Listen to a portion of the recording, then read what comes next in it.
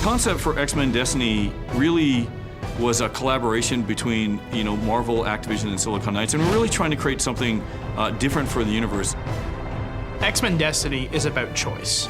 Choice in the narrative sense, choice with your powers, with your abilities, your play styles, your character. It's all about making the game what you want it to be. There's been a lot of games where you could play, well-known X-Men characters like Wolverine.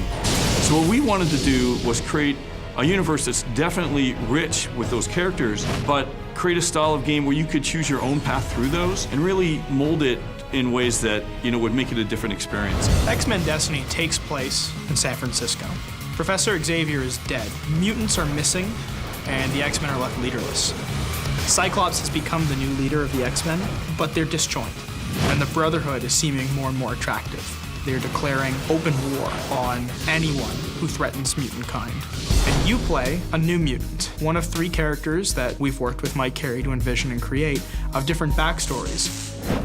Never before have you been able to choose different powers and different selections in a game like X-Men Destiny or a Marvel licensed game.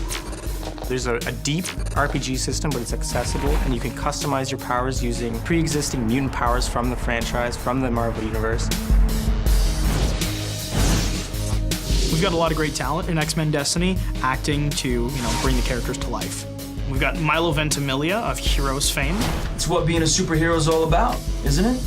We've got Jamie Chung, fresh off of Sucker Punch. I know a lot of X-Men are upset with him, but everything he does for a reason. We wanted to make sure that this was an authentic X-Men experience from start to finish, so we wanted voice talent that could pull it off. This is a very creepy place.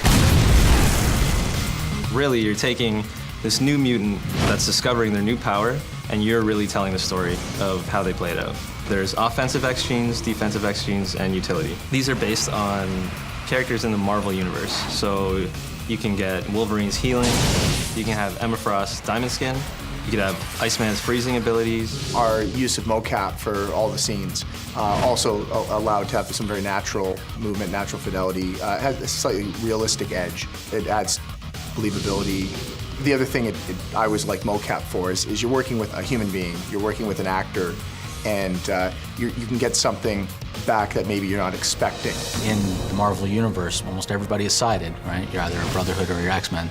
Sometimes they flop, but you have to choose. Your goal is to create this new mutant, and you really need to hear both sides of the story. You're going to choose your team, and that's the whole point. What embodies a member of the X-Men or a member of the Brotherhood of Mutants is really their ideals and their beliefs, and we really wanted to show that your character going down a certain path is an evolution of how they think and how they feel and how they behave.